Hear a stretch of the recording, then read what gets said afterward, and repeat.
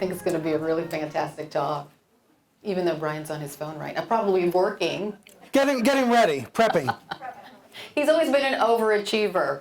Brian Stelter is one of the nicest people in the news business. I will say that right up top, because you definitely are. Oof, pressure. Yeah, pressure. He actually started his career while he was still in college. He went to Towson University in Maryland. And while he was in college, he started a blog that covered the news media. And it became our Bible. And I'm telling you, everyone in the industry read this college kid's blog. It was amazing. And eventually, people started to really notice him, people up top. And so when Brian graduated, his first job was at the New York Times. And he did a fantastic job there. He did such a good job. The rumor at CNN always was that Jeff Zucker hired Brian Stelter because he didn't want him to report on CNN. That was always the rumor. We should talk about that. I believe that was actually true. Let's talk about that later. Yeah, exactly. So without further ado, Brian Stelter was the host of Reliable Sources and also the chief media correspondent for CNN. Welcome to LU. Thank you. Thank you very much. Thank you for the warm introduction. I learned a lot from you about television. The reason I went to CNN was because, when I got offered a job at CNN, I thought, this is a way to get to learn how to be on TV. It's like getting paid to go to grad school. And thanks to anchors like you, I was able to learn the rhythms of live TV, and I'm grateful for that. Oh, you're so nice. It's really true. You're so nice. Sure. It was all there, it just needed to blossom, which it did very I quickly. always thought people wouldn't, hire a bald guy to be on TV. I never thought, I genuinely didn't think I could be on TV because of the lack of hair. And then it turns out, I guess they were desperate. We do value brains in the news business. Yeah, there we you really, go. really do. Yeah. Absolutely. So today's talk is about fake news and whether it's hijacking American politics. So I should can everybody hear me? I should okay, cool. So maybe I should ask all of you, do you think that there is a danger that fake news will hijack election 2020? Yes. So there's a definite fear out there. I have that fear too. So Brian covers the media. He talks to every living expert in the world, on the globe, on the planet. I try. You try. Are their fears justified? Yes, and I have to start by admitting a little bit of guilt when talking about this subject. Whenever I hear the words fake news up above my head, I feel a little guilty because I think I helped introduce that term to President Trump. I know, I'm going to lose the audience here after only 2 minutes. But, This is the resistance, Brian. I'll tell you what happened in 2016. It's kind of a funny, sad story. There's this great reporter at BuzzFeed named Craig Silverman who started writing about what he called fake news back in 2014. And in 2014, it was actually about Ebola. There were these BS stories about Ebola, contaminating a town in Texas. And Craig wrote about that, and he called it fake news because it was actually fake. It was made up, malicious stories designed to deceive people, trying to trick people on Facebook into sharing the story for profit. It was actually fake news. And then he kept writing about it in 2015. And then in 2016, I started seeing a lot of these fake stories about Trump and Clinton. And it wasn't until October of 2016 that I started calling it fake news on TV. But I went back and I looked, and man, I was saying fake news all throughout October and November.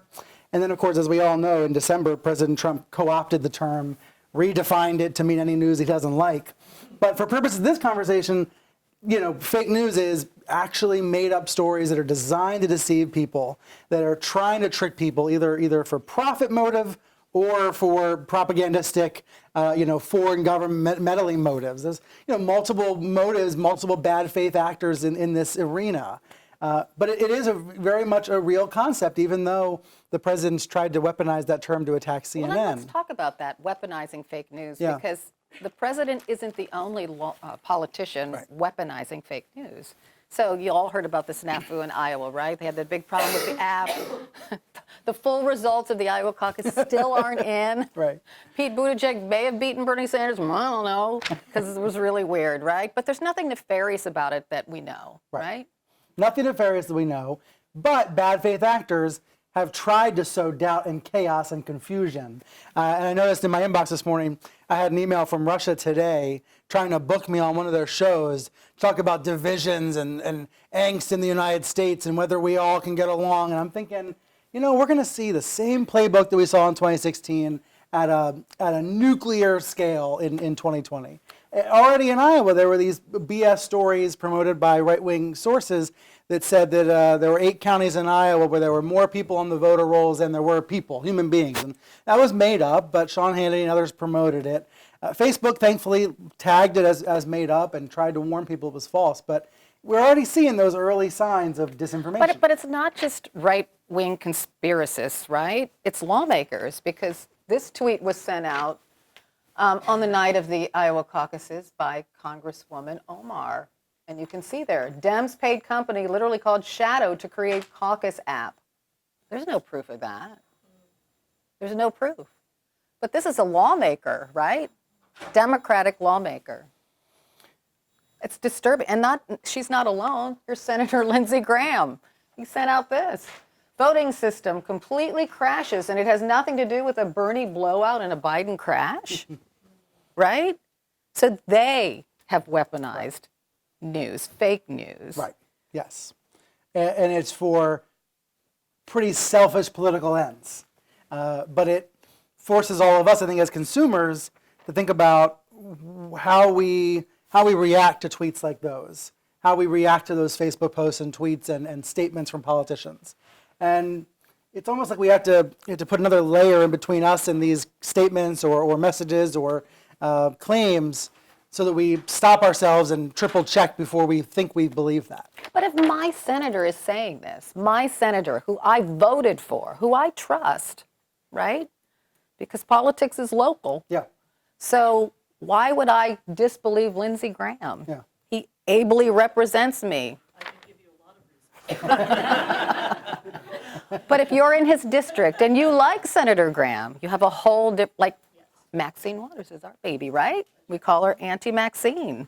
But man, in South Carolina, but they would not be calling her that. I think in a case like this, though, let's take Graham as an example. It's up to other politicians and other leaders locally to hold him in check. There's a role for journalists in that, but I think there's also a role for fellow politicians to call out misleading or false or made-up stories that are being spread by politicians. You know, I used to think the internet was self-healing, meaning if you make a mistake, you know, you can update it, you can fix it, you can correct it, and the correction will spread, and it'll all work out in the end. I don't believe that anymore, you know, because there's so many lies and misstatements that stay up on social media, and they do spread much more quickly and virally than the truth spreads. But I'd like to think that in those kinds of cases, other politicians and other leaders can hold people accountable. That's me being optimistic, though. It's probably too optimistic. I don't think anyone's held Senator Graham or Well, you are right now. Well, you are right now, and Omar, you are right. All these, you know, steps that we can all take as individuals, I would like to hope, can make a difference.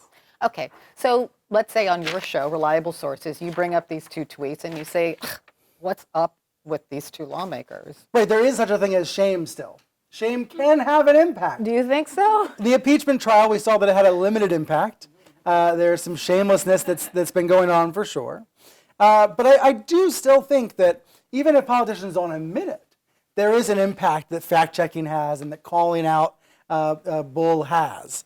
Even if they don't correct them. You know, I've had a few times where I've pointed out misstatements from the president, and I've had White House aides try to fight me on it at first, try to claim he was right, and then finally give in and admit that he was wrong. They won't admit it publicly because they fear their jobs, but they do. I mean, the fact checks do still have an impact. You know, in other words, hearing from White House aides who are ticked off about a fact check means that the fact checks do still have some impact, even if it's slight. Okay, so here's the thing. I'm going to be a little critical now. Good. So look at this statistic. 47% believe it's difficult to know whether information is true. Right. Sounds low, actually. Right? I think people struggle with this. Struggle. And perhaps this is one reason why. So the Iowa thing happened. Yeah. All of the anchors from the cable networks were in place, and they were prepared to talk for hours about the results of the Iowa caucuses. Right. Well, there was no information because the app broke down, right?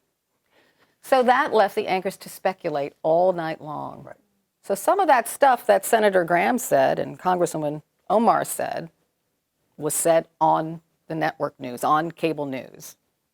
So inadvertently, even though their hearts are in the right place, aren't anchors sometimes the reason that fake news lives? I think there's a slight difference, or maybe more than a slight difference, between confusion around a news story and speculation about what happened versus actually fake news, which is I view as something that's malicious. We call it false news or misinformation. I view that as someone trying to trick you on purpose to mess with you, to make a profit, or to trick you into voting for somebody. I think that's separate from rumor and innuendo and confusion that airs all over cable news. But I think there's a lot of that on cable news. So I wouldn't let cable news or TV news off the hook for the kind of sense of chaos and confusion that comes out of a story. I hope that most days we are shedding light and not heat.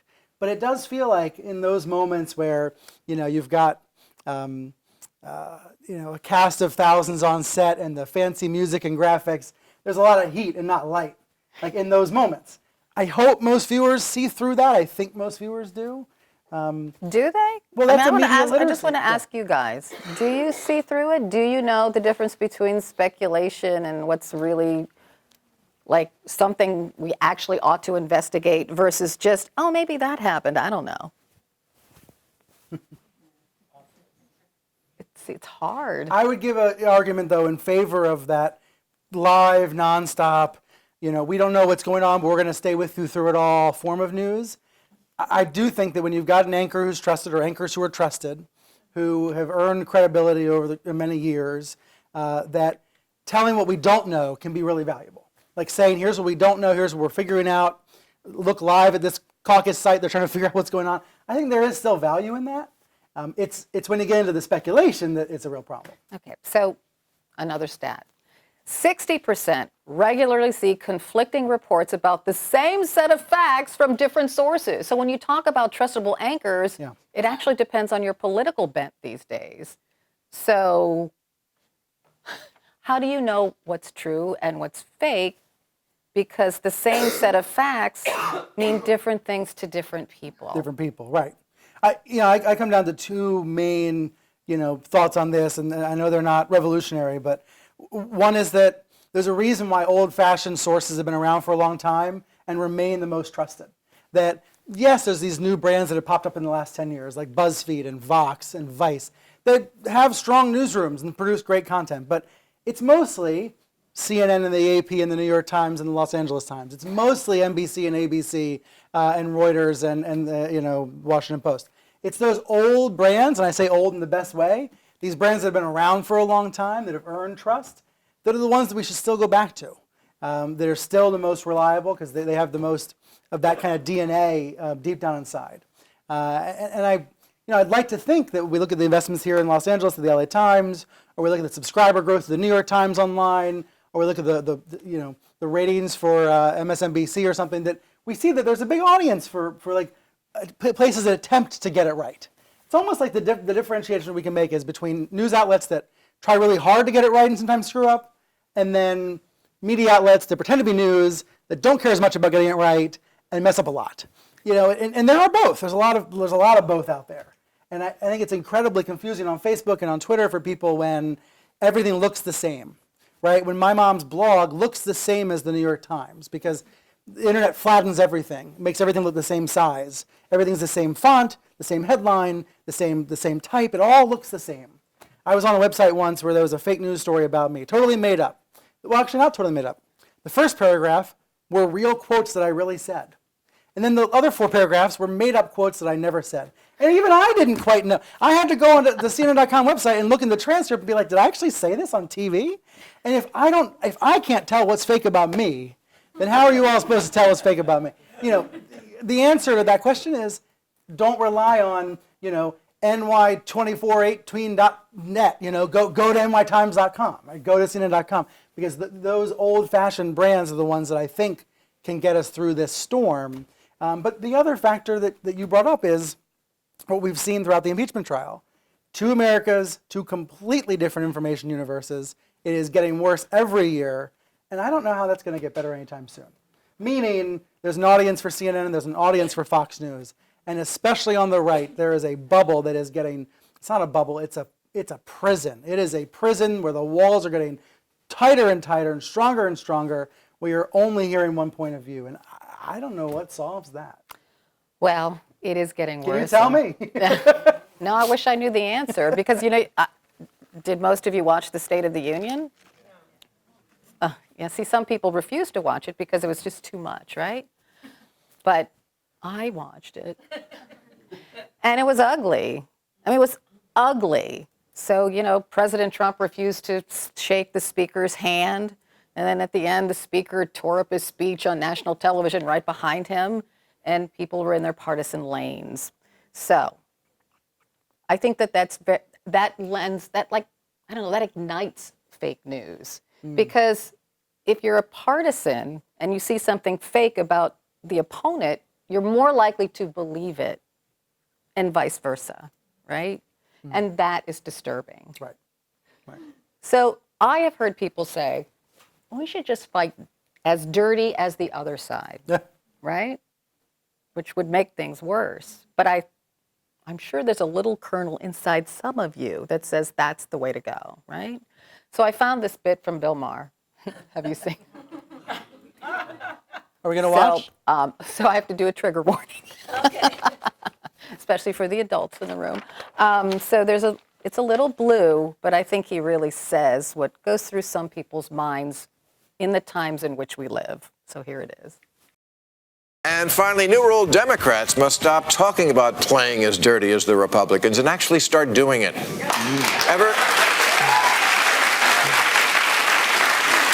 Ever since Democrats lost the 2016 election, there's been a backlash to the when they go low, we go high approach. And when they go low, we got to do whatever we have to do. When they go low, we go high. I think the Democrats have to go a little lower now. When they go low, we kick them.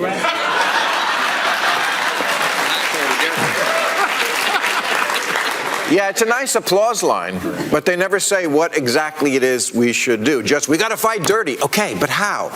Typical Democrats bringing a notion to a gunfight.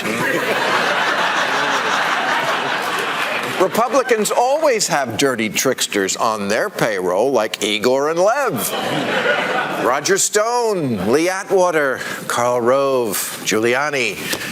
Well, we're going to need some reptilian scumbags of our own. Good Democrats who are willing to stand up and do the wrong thing. And I know just the guy. You used to love him. Michael Avenatti, come on down. Michael, in the brief time we've come to know you, it turns out that you are a dirty, filthy, amoral, unscrupulous, cheating, lying, stealing, low-life lawyer motherfucker, and your party needs you.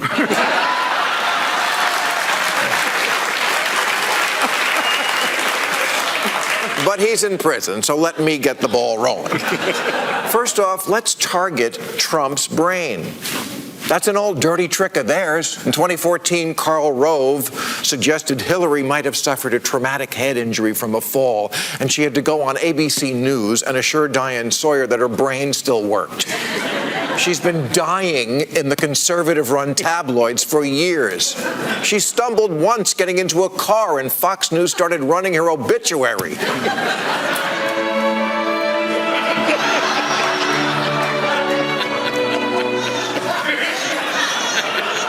Of course, Hillary was and is fine. Meanwhile, Trump is a neurological mess. Yes. But the Democrats are too scared to make an issue of it, when actually it would cut together really well as a campaign ad. And let me begin by wishing you a beautiful look. There's one thing people who've known Donald Trump for a long time all say. He's not the same person he was. And then they announced there was no buys. No. Democrats decided to shield and shelter criminal. Look. The worry that I have is that maybe he's having small strokes. Sometimes he simply can't speak. An anonymous really an ominous. What must be going on in his mind? I hope they now go and take a look at the oranges of the investigation. The oranges, how it started. No one wishes ill health on the president, but a country needs a leader to be there. God bless the United States. A leader who's all there. Right? Wow. I will say that in 2016, my mother really did believe that Hillary Clinton, there was something wrong with her. Because of all the fake news stories that were planted on social media about her ill health, alleged ill health. And then when she got pneumonia and collapsed, that sort of kind of like reinforced the fake news. It was terrible, right? Just needs one little crumb of true information in order to make all the fake information seem possible. We're seeing that now with Biden. You know, for as long as Biden's in this race, it's going to be Biden crime family. That's going to be the message on the right that it's going to keep hitting every single time with just little crumbs of truth. And I think all journalists can do is point out these tricks and tactics and try to make people as media literate as possible to know how this stuff happens, to know how these tricks are played. But I don't think we should get dirty. Journalists shouldn't. No, I totally agree. Journalists should not. Like, I'm also conflicted about whether Democrats should use those tactics. I've been working on a film for HBO about disinformation. It's called After Truth, and we mostly focuses on crazies on the right because they spread a lot of crazy conspiracy theories about Pizzagate and all that. But we purposely highlighted what happened in Alabama in the special election there when liberals tried to spread fake news, like actually made up stories, in order to sway the results of the Roy Moore election. And there was all of this hand-wringing about why are these Democrats trying to make up stories, trying to trick voters? And the reaction from these Democrats was, well, this is happening on the other side every day, 1,000 times stronger. So I get the impulse, and I think partisans on both sides are definitely going to be waging those wars. We as journalists need to keep pointing it out, keep observing it, keep calling it out, and not be afraid to call exactly what it is, right? Disinformation and smears, and I think a lot of journalists still tiptoe around those words. You know, it's amazing how sensitive people still are to recognizing the president as a pathological liar. His aides know he's a pathological liar. They like that about him. That's partly, but we should call it what it is. It's the secret to his success. It is. We should call it what it is. I will say, though, I think that journalists have to be very careful about what they point out about the president. Like in that Bill Maher thing, we saw a little clip from Erin Burnett's show, and I love her. She's my fave. But she had a doctor on talking about seizures and strokes. There's no evidence that he suffered a series of small strokes, but there it was on CNN. Well, it was a doctor. But seriously, people can evaluate that doctor and whether they think that doctor is legitimate or not. Personally, I think we need to have more conversations on TV about the president's fitness, not less. Not less. I think we're in a obviously, I think we're in a crisis. I've said that on TV. We're in a crisis because the president does mislead the public so intensely. So thus, we can't trust the official story about Walter Reed. Why did he go to Walter Reed on a Saturday? Might have been a great physical, but we can't trust that information that we're given because of the constant lies. So that's why I think the door is open for those segments on TV about what the president's issues might be. So that's different. I'd argue he opened the door. Yeah. That's different. Let's say Fox had a doctor on to talk about Hillary Clinton's health. In your mind, that's different than what Erin Burnett did. In my mind, it is because there wasn't a established history of willful misleading of the public by the Clintons on the subject of health. However, I would say, I remember that Sunday morning when she slipped outside the World Trade Center site. Mm-hmm. You know, the video that Bill Maher was just using to make fun of Fox. I remember that morning because I was on live TV. My show was on that morning. And for 90 minutes, Hillary's people wouldn't say where she was. And I was pissed because I'm sitting there thinking, if there's nothing to hide, tell us where she is. It turned out she was at Chelsea's house trying to recover after that slip, right? But they wouldn't tell us. And to me, 90 minutes is an eternity in the middle of a general election campaign when people want to know where the next possible president is. So, I think they had some credibility issues, but they weren't nearly as severe as Trump's. And can I make one other point about dirty? Yes, please. Because I've been thinking about this a lot lately. I have some fans of mine on Fox News who call me a lot of names. Tucker Carlson calls me a Oh, wait, eunuch. I think I have an example of that. Sean Hannity calls me Humpty Dumpty. And I've been thinking about, like, am I supposed to call them names too? This is exactly what you're bringing up. Am I supposed to fight as dirty as these people who view me as an opponent or as an enemy? And I just, for the life of me, can't think how that would possibly make things better. If I were to start calling them. I saw Hannity at a party last month, and I said, and he saw me, put his hands on my shoulder, he said, Humpty. That was his first reaction to me. Humpty. He calls me Humpty Dumpty. He said, Humpty. And I said, I said hello. And I said, Sean, do you ever feel bad about calling people names? And he said, no. And then he tried to walk away. And I said, what about your kids? So I was really trying to have like a moment with him, and he pretended not to hear me. But I did wonder how I would feel if his children were called names like that on TV. And all I can do is point it out. Like, all I can do is call that out and hope that maybe some people are persuaded to think about his indecency in that way. But I think the world in which we live is so skewed. For example, Rush Limbaugh got the Medal of Honor at the State of the Union. So I have an interesting history with Rush Limbaugh. You do. People should Google it. So bad.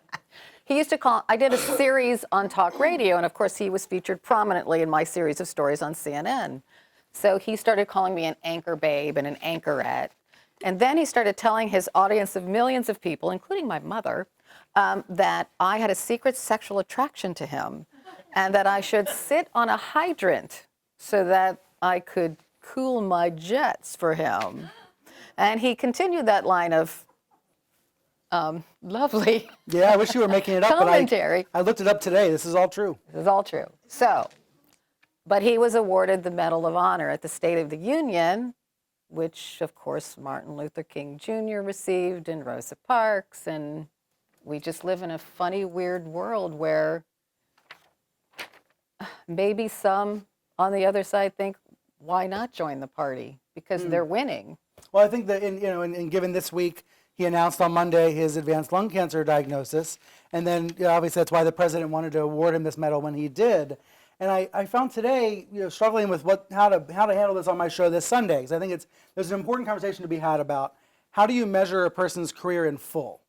How do you recognize his contributions to broadcasting, which are legendary, and his contributions to the Republican Party, which are essential, but also recognize a history of offensive and disgusting comments? How do you put all of that together at a time when someone is fighting cancer? And it's only Wednesday, so I got till Sunday, thankfully, to figure out how to talk about this on television. But I really think it's complicated. But if we are to ignore the unsavory parts of his career, then that's an editing choice that's a mistake. To leave out the darker parts just at a time when people feel bad would be a mistake. So I think that's there's such a tension there. On that note, I just want to talk for the benefit of the students in the audience about false equivalency, right? So that's what you're really struggling with, right? Is there another side to the Rush Limbaugh story? Is there like some, I don't know, Medal of Honor recipient that President Obama gave the medal to is controversial, and does that even matter? Right, and if that person was controversial to 1/10 the degree that the Rush nomination is controversial, then should you bring it up, or should you bring it up at the end of the paragraph or at the end of the story? I think journalists have come a long way in the last 5-10 years on false equivalency. It used to not even be talked about in this term. The idea of presenting two things as if they are equal when they are absolutely not.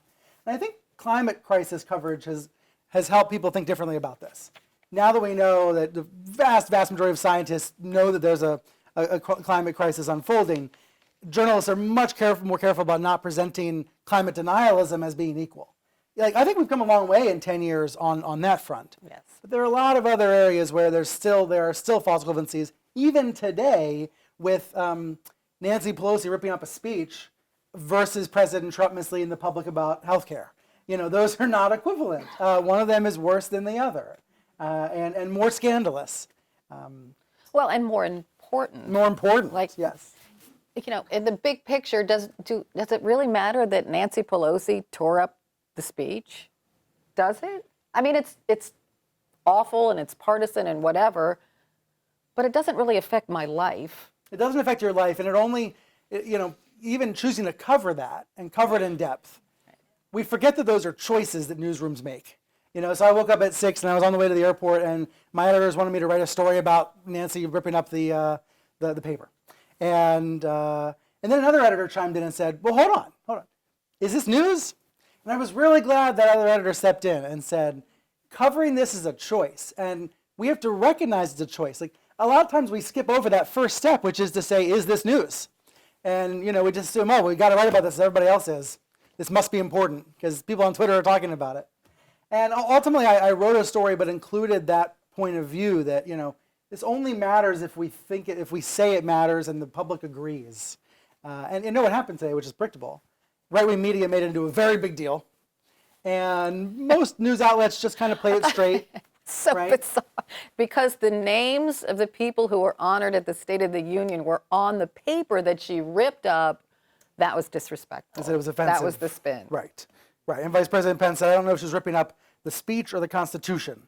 But a lot of this is just like, these are just talking points, right? It's just stuff that comes out, and journalists don't have to reward it. I think that's the point, right? Is in our stories and in our coverage, those talking points are still going to get out to the masses, and especially to really obsessive political devotees. But the vast majority of people don't care that much, right? The vast majority of people are not watching Fox or CNN at any given time. They do soak up what we report over time, but there's a hardcore audience for this political battling, and then most people are, I think, probably more like us in this room, interested and caring citizens, but not obsessed with the nitty-gritty partisan warfare. And I hope it stays that way. I hope more people don't go down the hardcore rabbit hole. Okay, so back to fake news. So in your mind, what is the most dangerous form of fake news that will pop up during the election? Yeah.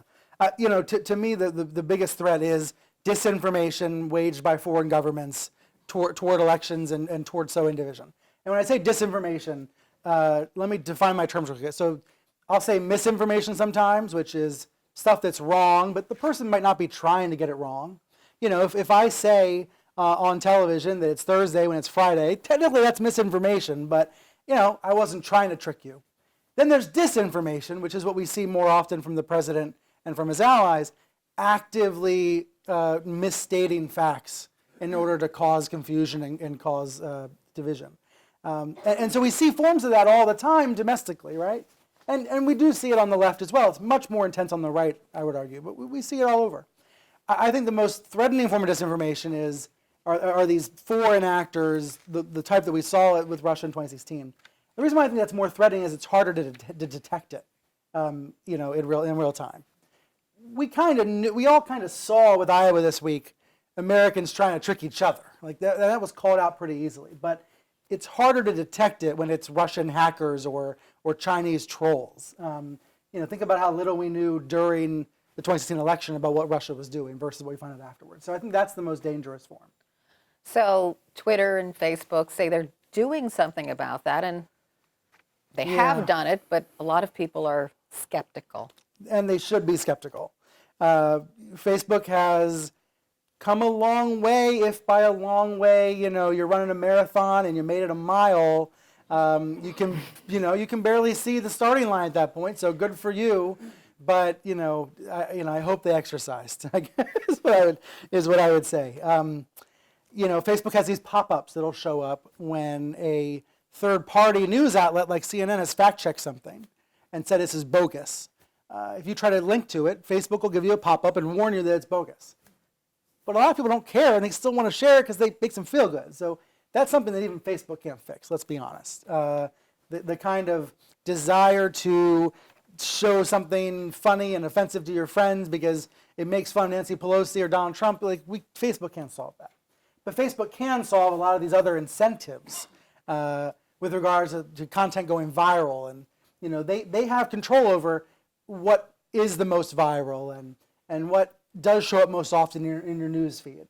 They say they're emphasizing quality sources, but I think journalists and users have to keep putting pressure on Facebook to keep making these changes. And Twitter is a whole other ball of wax. I view Twitter, how often are you tweeting these days? I view it as a sewer, I an hate it. absolute swamp. And I met my wife on Twitter 10 years ago. So, Wow. So I love Twitter. You actually met your wife on Twitter? It was 2009, and there was a blizzard in New York, and someone retweeted her into my Twitter feed. So I don't know. We've never been able to figure out who the matchmaker was. Somebody retweeted Jamie into my Twitter feed. I saw her picture. Thought she looked cute, but I really liked the content. Okay, I liked the content of her post, as well as her picture, and so I slid into her DMs, as kids say, and we quickly took it offline. But I got to credit Twitter with that. I do love Twitter, but unfortunately, it's become such a swamp where it's hard to find those positive stories amid all the negative. And if I can tell you one quick story, 10 years ago when I was still single, when Jamie wasn't ready to settle down with me yet, I tweeted out the bar that I was at on the Lower East Side in New York. I tweeted out, "I'm at Epstein's." Now that, of course, was completely reasonable at the time. It was a popular bar. Only last year did that become a conspiracy theory. That I was at Jeffrey Epstein's. I read about Let that sink in for a second. So this tweet that says "I'm at Epstein's" from 10 years ago, again, pretty cool bar at the time. It's not there anymore. Sad. Became grist for this conspiracy theory that I was like a Jeffrey Epstein guy. And I'm thinking to myself, like, all right, Twitter, like, what am I supposed to do in this situation when I have a bunch of these crazies coming at me, accusing me of being part of a child sex ring? There's a picture that made the rounds of me, Chris Cuomo, and Jake Tapper, three of our faces. And it said, this is really clever, it said, "Why were these three anchors on the Epstein flight logs?" Of course we weren't. But how am I supposed to disprove that? Like, how am I supposed to prove that I was never on a plane? Like, I don't know how I'm supposed to. And the picture wasn't technically saying that we were doing anything wrong. So it's not like I could go to Twitter and ask them to take it down. Wow. It was just sowing doubt, making you hate me, making you think I might be a pedophile. So I bring that up because I put that on the table and I say, what do we do about that? Like, what do we as a society do about that? Because that's happening a million times a day to a million different people, right? And it's happening to people with much lower profiles than me. At least I can fight back. At least I have a PR person who can at least complain to Twitter. It's not going to work, but at least I can feel like I have a little power, right? Like, what do my brothers do if they get targeted by trolls?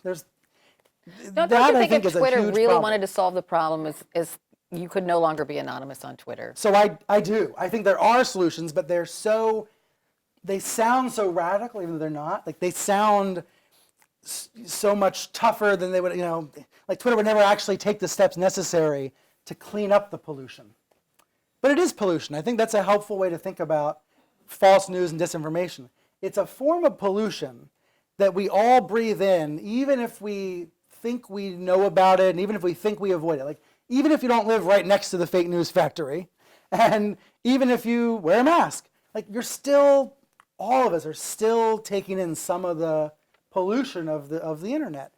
And that's why I think it's a society-wide challenge to reduce the levels of the pollution. We're not going to get rid of it entirely, but there are ways to reduce it. For example, as you said, no anonymous identities on social media. Right.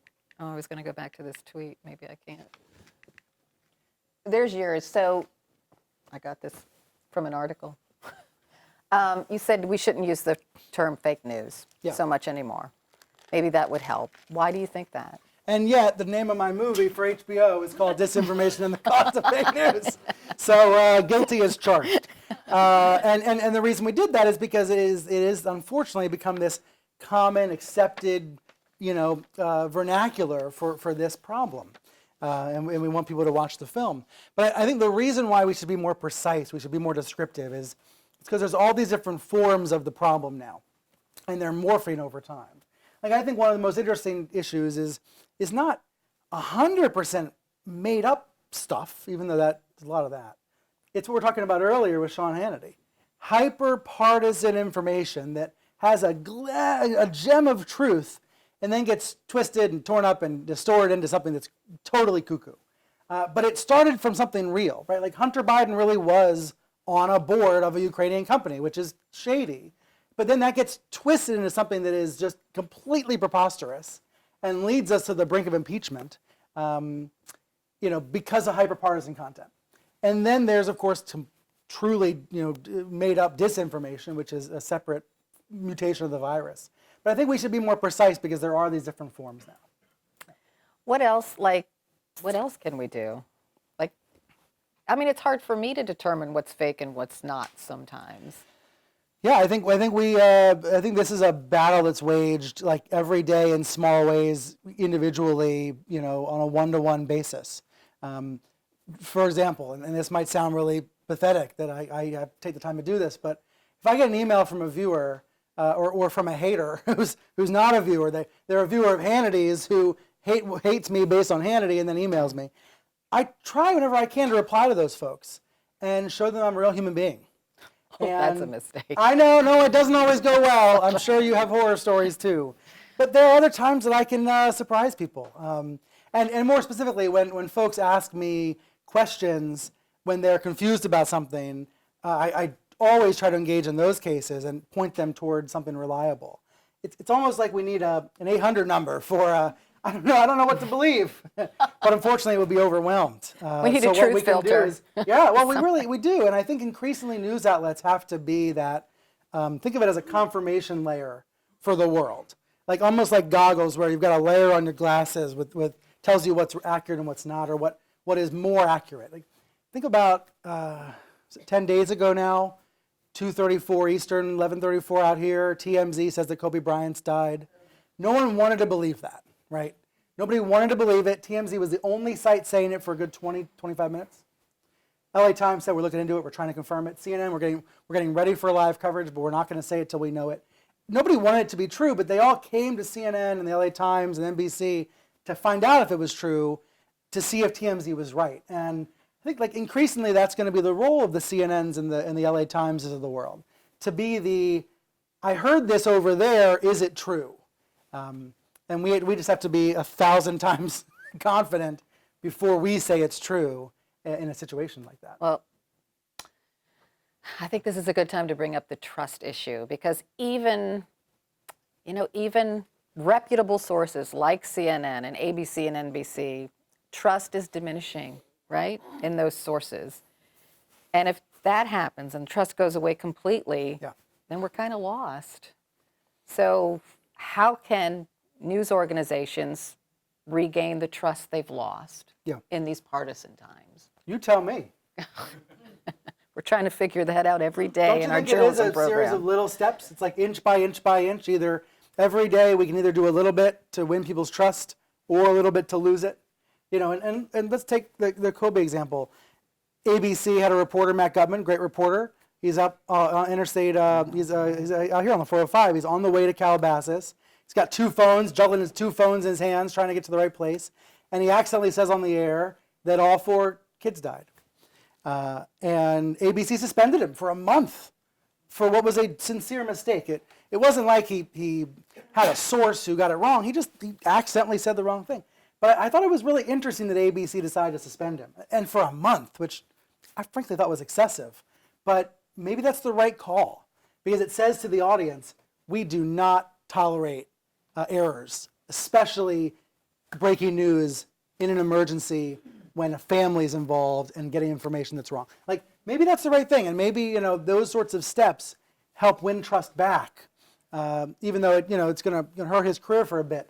Maybe that's the right answer. I kind of increasingly am of that view that we need to show our mistakes and talk about our mistakes and take action for our mistakes, because that can win trust back, at least among some people. Now look, the elephant of the trust conversation is Republicans are the ones that strongly, severely distrust media. That's what all the polls show. Democrats tend to actually trust media more than they did 3 years ago, because the press is perceived as being aggressive with President Trump and his falsehoods. But Republican trust in media is at record lows. But even then, Republicans still trust some form of media, right? Fox? They trust Fox. Right. Everyone trusts some form of media. It's just people trust different forms of media. And what gives me hope for students in the room is that when there is a tornado or there is a flood or there is a earthquake, everybody trusts local news, whether you're a Fox fan or an MSNBC fan. Like in an emergency, everybody trusts KTLA or KABC or name your station. Like in those moments, everybody trusts the meteorologist or the traffic reporter or the news anchor, when it really matters. I think a lot of the distrust stuff, a lot of the hatred of media, it's wrapped up in our politics, as our politics are so screwed. But I'm largely an optimist about journalism because I think in those moments when it really counts the most, people do tune in huge numbers and they do trust what's going on. They do. I always like to tell the story that when I worked in local news, I used to do all these stupid stories about, people lost their cats and I'd have to cover that. But then I came to the conclusion very late in my career that I should have enjoyed those stories because they connected me to the community. Yes. And the community saw that I saw what was beautiful in the community and they trusted me. So that when I told bad stuff about their neighborhoods, they trusted me too, because I'm a person who's on their side. I became a member of their family. That's really difficult, though, for national news to do. But that's a great point. That's why it does start on a local level. And, to the extent that we all have a vested interest in keeping local news as strong as possible, hopefully we're right now. I mean, for those who don't know, a clear crisis in local news has caused so many papers to shrink and shut down. As we get through this digital revolution and we hopefully hit a bottoming for newspapers and we can start to go back up again with digital subscriptions and digital forms of local news, hopefully we can strengthen local newsrooms. Because, if you don't know a journalist, like let's take my brothers again, if they don't know any journalists in their actual lives, they're a lot less likely to trust journalism, right? And my gosh, if you've been misquoted by a reporter, then you really don't trust reporters. But if you know a journalist, if you know the person that covers your community, I think you're a lot more likely to trust journalism. Again, with the exception that national politics is so ugly that, look, I get tarred, everybody gets tarred, and anybody that mentions Trump gets beaten around. That's a hate movement, and that's separate from the rest of the trust conversation. What I view is going on is it's a hate movement against the media, led by the president, and supported by his allies, to cause people not to trust any news that is negative about President Trump. And the side effects of that are general distrust in media that is damaging and has consequences. But let's call it what it is. It's a hate movement. That's what he does at rallies. He wants you to hate the people in the back of the room. But when I went to a Trump rally, there were definitely some people there who absolutely gobbled up every minute of it and wanted to make fun of me. There were also a lot of people in the back of the room who wanted selfies. Right? And who weren't buying everything he was selling. They were there for the show, but they weren't buying into the hate movement. So that also, is something I try to keep in mind, that there are different gradations, even among Republicans who distrust the media. There's different variations of that, right? Right. Absolutely. Absolutely. I'd like to open it up to questions from all of you, because I think that you have a lot you want to ask Brian. So, who wants to be first? Bring it on. Bring it on. Make me squirm. Challenge me.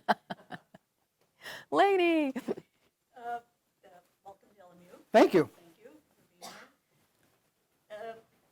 Given what you know today, 3 years after Donald J. Trump, would you handle his coverage the same way? Yeah, so 3 years into the Trump presidency, looking back at how I've covered Trump, would I do things differently? And would others do things differently? I was going to only take the question about me because that's an easier one. But so let me start there and then zoom out. When Trump was elected, I probably shouldn't say this as a camera, but I'll say it. I told my wife every day that Trump wouldn't win. That was my gut feeling. Every day. He's not going to win, he's not going to win. So obviously there was some surprise in my household when he was elected. So I went back and I looked at the transcripts for my show for every Sunday for 2 years. I was like, what did I do wrong? What did I miss?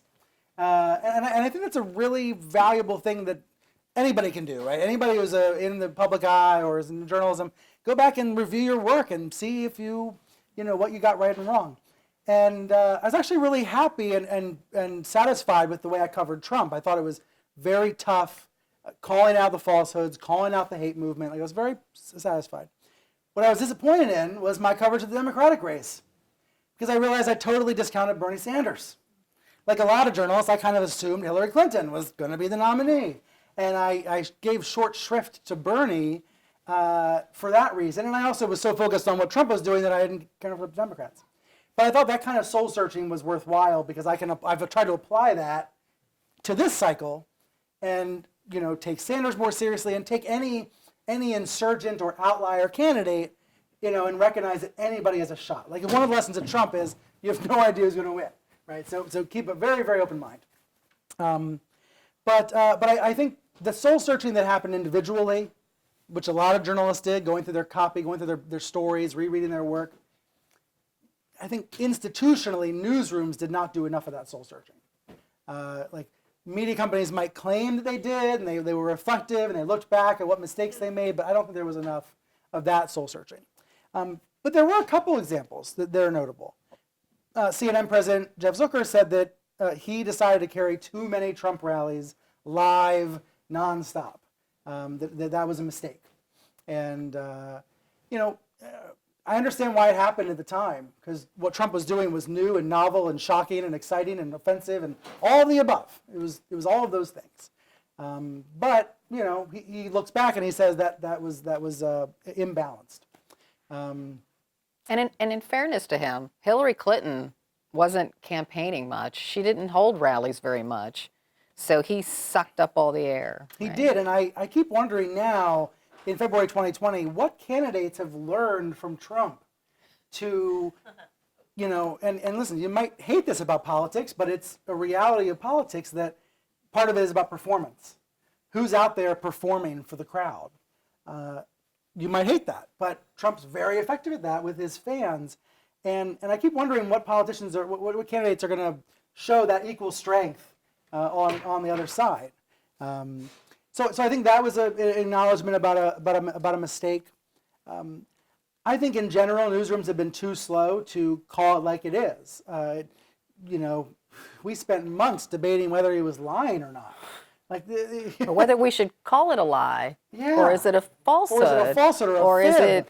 it? It wasn't until 2019 that many newsrooms admitted that he was being racist in some of his acts and some of his tweets. Again, you look back at things he was doing in 2017 that were racist. So I think it's taken newsrooms too long to call it like it is. But I think that reflects just a kind of attempt. It's what they think is fairness, but is actually an ineffectiveness or in the coverage. False equivalency. False equivalency. Yeah. Question. A few weeks ago, I think on Reliable Sources, you had someone who talked about the insidious nature of social media, and you kind of talked about it here, and how social media is a big part of the problem. And there were sort of these tips for how to be a more, I think there were 3 of them, tips for being a more responsible user of social media. Yeah. Could you talk a little bit about that? You probably know them off the top of your head. You kind of alluded to it, going back to the original story. Yeah, kind of, right. Retweeting what somebody else wrote about it or something like that. Yeah, there's 2 segments that come to mind from what you said. One is we talked recently on my CNN program about the war on truth, the post-truth world. And I said, we're not in a post-truth world. It's just that something called truth decay is going on. I think that's the better way to think about it. It's like you go to the dentist and you got a root canal. It's truth decay. It's repairable. You can get in there and fix it, but we got to be on guard against it. You got to go to the dentist. It's kind of like that, I think, with the war on truth. And I think there are very practical things individuals can and do all the time to try to be strong against this. One is to go to the original source of information. If you're reading, a lot of times I'm on a website, I'm reading an article that's been aggregated 3 or 4 times from the original source.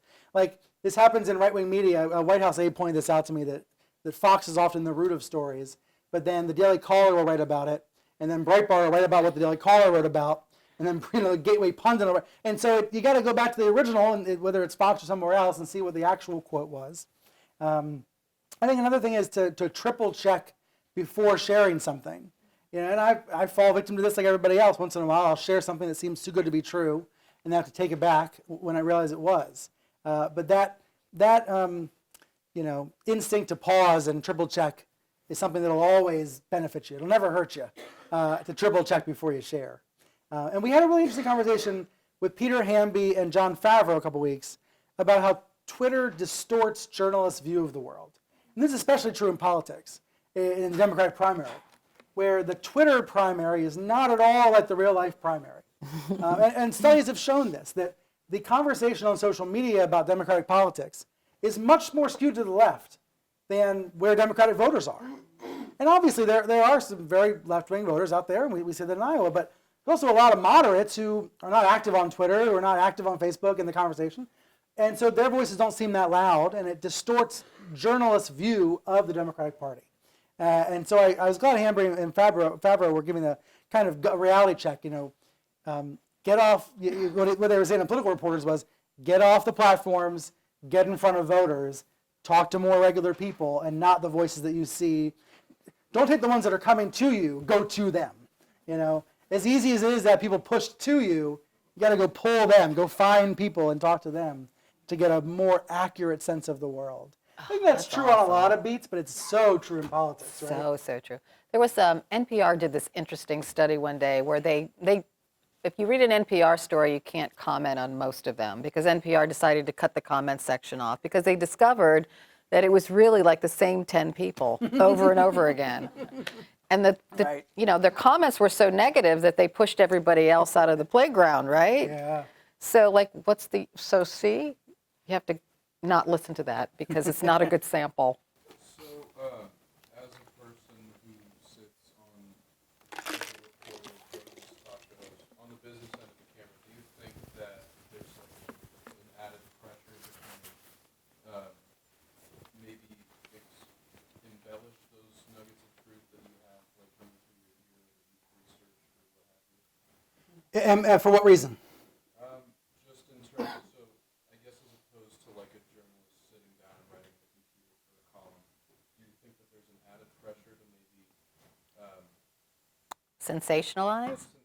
Yeah. So the question is about being on television news as a business. Does a journalist feel added pressure to hype or exaggerate or sensationalize or embellish the reporting? I think there are certainly times when the packaging matters. And let me say it this way. So I have a program once a week. It's an hour. It starts at 11 and ends at 12 Eastern. My goal is to get you to watch for an hour. So I'm going to do things in the packaging and the marketing to try to get you to stay with me, right? So at the top of the hour, I'm going to say there's breaking news, or I've got a scoop to tell you about. And I'm going to save that scoop till the end of the hour. And I don't view that as sensationalizing or embellishing, but I do view it as marketing. And certainly there's an element of, grabbing you, keeping you there, staying with me. You're not going to believe this, stay with us after the break, right? It's that kind of teasing to keep you tuned that I think is good for you because I think you should know the news that I want to report, but is obviously good for me as well. So that's the way that I view it. But look, that's a very positive way. Certainly there are television news programs and things that look like news or news-like substance. It's more like cotton candy that sensationalizes every day. I'm writing a book right now about Fox News, and Fox News is many things in one. It's a news operation. It's also a propaganda operation. The primetime shows absolutely exaggerate and sensationalize. And so do shows elsewhere. But I've just been living this Fox world right now, working on this book. And people at Fox, journalists at Fox, they hate what they see in primetime. They're disgusted by it. And they try in their own little ways to balance it out and compensate for it. But of course, the most eyeballs are on in prime time for those propaganda shows. So that is a function of the business model. That is a reality of the business model. Do you think I'm being too easy on cable news? What do you think? Here's why I'm easy on cable news. I think that people have to understand that news is a business, and if we don't make money, we go out of business. So part of our job is to entertain. As awful as that sounds, we have to make the news entertaining. And I hated that all of my years working in journalism. But that's a reality, because if no one watches you, does it matter what you say?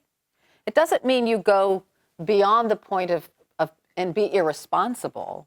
But there are certain ways of writing things that make them sound more interesting than not. Or more dramatic than they More really dramatic than they really, not ultra more dramatic, but, you know. Okay, but counter argument. I remember the morning in 2015.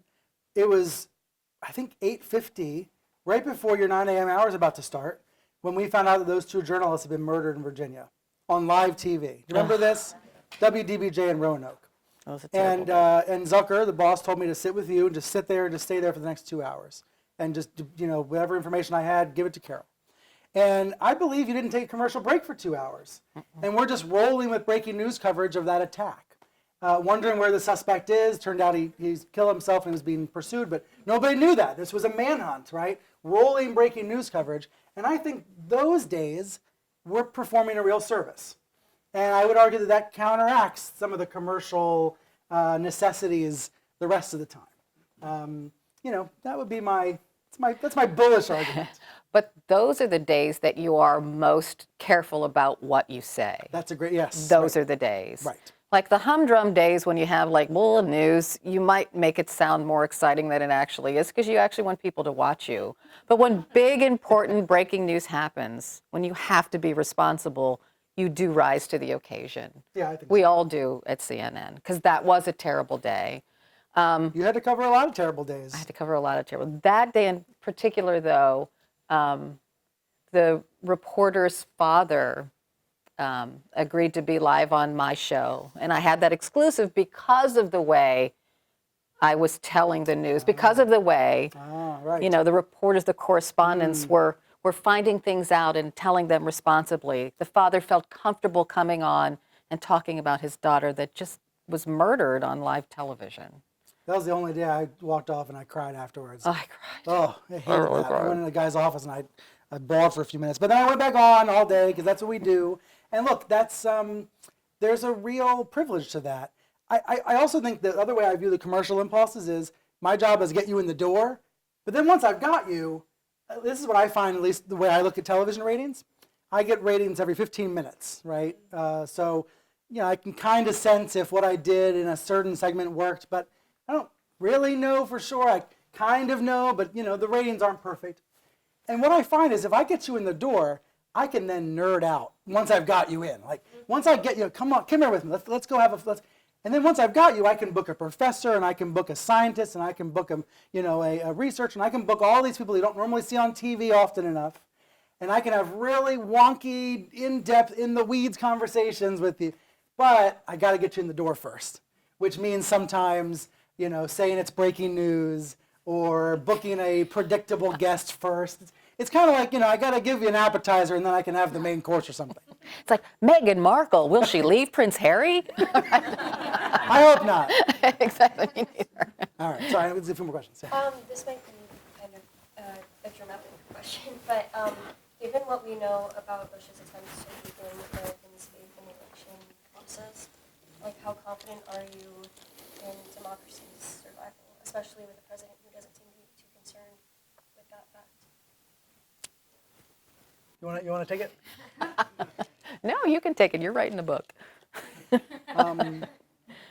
You're doing the documentary. Democracy's survival. No big deal. Just about democracy's survival. Yeah. The premise is, given we know about what Russia was attempting in 2016, what we know about other foreign interference since then, you can tell by now that I'm an optimist, and I look at even the Iowa debacle in a positive light, because there's all these thousands of people that are trying to get it right, these local caucus captains and precinct chairs and residents and agitated voters who are all trying to get to the right place. And it's painful and it's ugly, and that is democracy at its core. It's a battle, and it's a process, and it's not always pretty. But there's so much sunlight being pointed at Iowa right now that we will get to the right outcome and the right data and the truth through a combination of journalistic pressure and voter pressure and Democratic Party pressure and Trump pressure. that's why I remain confident in this system, despite the awful challenges that are to it right now. Look, I think if you were to tell me 3 years ago that the president would be at 45% approval on average, maybe a little higher in the recent poll, but he doesn't have support of even half the country, and that even a lot of his supporters know he's not honest and truthful, that 2/3 of the country knows he doesn't tell the truth frequently. I would tell you that's a fair outcome after 3 years. I'll be honest, I had moments 3 years ago where I thought this would go very differently, right? Where I thought that by now there'd be journalists in jail, where I thought by now there would be new libel laws on the books that made it much tougher to report. You know, I remember the first day. Do you remember the first night, the first full day of the Trump presidency? It was crowd-sized day. And Sean Spicer came out and lied to everybody. And I saw Jim Acosta was out on the lawn at 10 p.m. that night. And Jim said, yeah, the president's lying about the crowd size. And I was on set with Don Lemon, and I watched that night, and I thought, you know what? Trump's going to walk outside. He's going to tell Jim, get the hell off my lawn. Like, I really thought that night Jim Acosta was going to get kicked out of the White House. And it took 18 months, and it finally happened, right? They kicked Jim Acosta out of the White House. But when they did that, even Fox News supported CNN. Every network in the country supported CNN. The network went to court. We won in court within a matter of days, and Jim was back at work. And I look at instances like that, and I think the system still works most of the time. It's being tested. But it's being tested. And I am partly trying to avoid your question because you asked about democracy in a broader sense, not just these institutions, which I think are largely still functioning, but this concept of democracy. And I think the answer to that is it works if we all want it to work. And most of us do. What we see, I think, pretty persuasively is that there's a minority in the country that prefers something closer to authoritarian rule. They like Trump. The president likes to post this meme where he pretends to be president forever, right? And he does it to piss off the media. But some of his fans like that. Like, some of his fans would like that. But they are a minority, even of Trump supporters. But it's real. Like, there's a real minority in this country that would prefer a version of authoritarian rule as long as they like the guy who's in charge. But I view that as, maybe 20%. I think what the past 3 years have reiterated to me is that there's a majority of people that want checks and balances, that want a strong press, that want a strong judiciary, that might actually like the president and the economy and all that, but also want these other forms of democracy, which is why I'm hopeful. And if this is being recorded and I'm wrong in 10 years, I guess I'm glad to have it on tape or something, or embarrassed to have it on tape. No, you're right to be hopeful. Any other questions? Yeah. Okay. So as someone who's so involved with cable news, do you think cable news channels are being upfront enough to viewers about the fact that they're not really delivering the news, but rather giving viewpoints on it? Or do you think there's room for it? There's definitely room for improvement. I wish we would do better labeling. I wish that it would be more clear on screen when something was a commentary. And I mean that at CNN and elsewhere. Look, I wish we didn't overuse the breaking news banner either.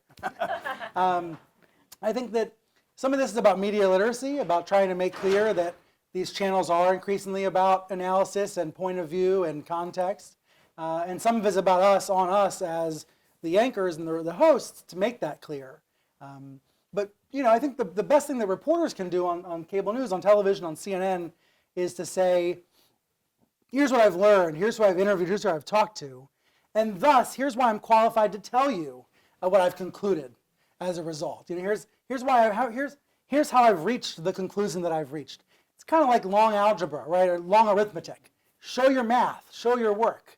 When you do that, I think you add a lot of value, even though you're coming on with analysis and not just the basic facts. But I think there's definitely room for improvement. There's also room for improvement on disclosure about where a guest is coming from in terms of financial ties or political ties or corporate ties.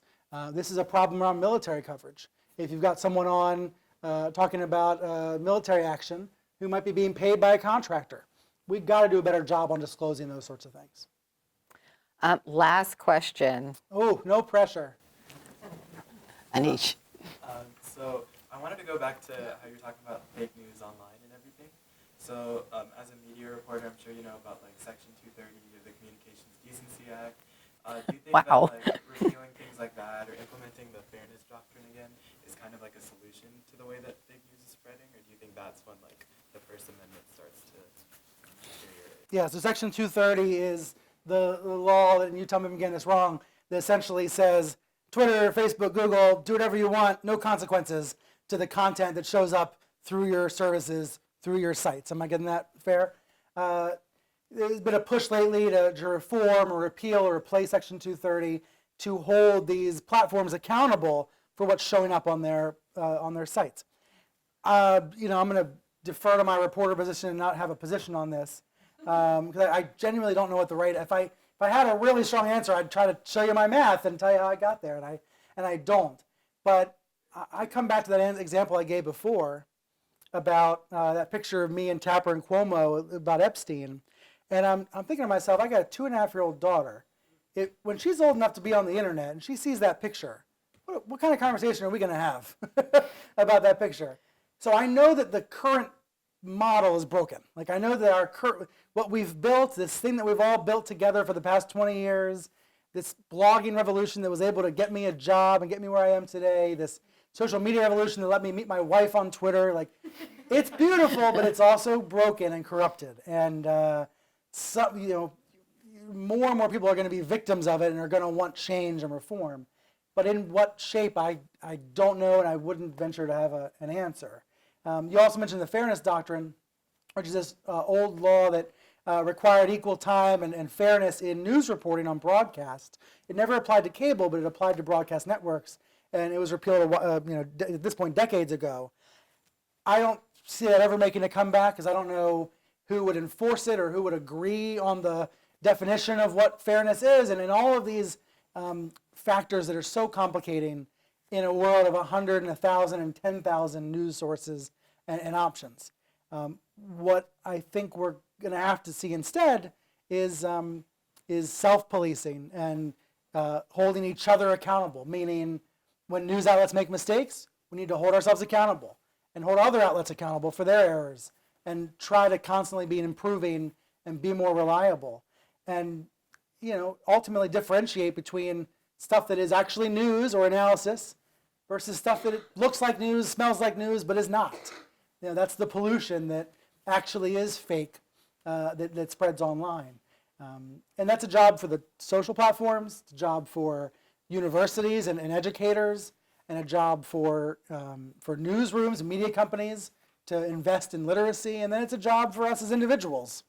But the reason why I think it's a great moment for the young people in this room, for the journalists in this room, for the people that want to be working at CNN someday, is that we can be part of the solution to all these issues we've talked about for the last hour. Like there are a lot of options and a lot of solutions and a lot of ways to make a positive impact on the news industry, on the state of the news media. I hope that you all come away feeling heartened and confident that you can make a difference and improve, this news industry that we have. Because there are 100 ways every day that we see progress and improvements and solutions being implemented, even though there are massive issues at the same time. I think that for the students in the room, you all can be part of the solution. So I hope you take that away tonight. And let me just say, there's no such thing as an aspiring journalist. If you're in school right now, if you're looking to graduate and go into journalism, you're already a journalist. You are today. So be thinking about every day, how can you be producing news, producing content, getting the muscle memory going. I think of journalism like it's a sport. It's like athletics. You got to put the muscle, you do 1,000 reps, write 1,000 stories, make 1,000 videos, and then you start to get good at it. Right? Your muscles start to get good at it, so you can write a story on your phone in the back of a cab, on the way to the airport, like I may or may not have done this morning. You only get to do that because you do it 1,000 times so that it's easy enough to do it when you're half asleep and whatever. So that's my advice to the students in the room. You're probably already doing it, but if you're not, start tomorrow. Start writing, start reporting. Make I don't know what the platform would be. I guess TikTok videos. Like I don't know what the best way to do it is these days. You know better than me. That's why you all can be part of the solution. Okay. Thank you for listening. Thank you. Yay!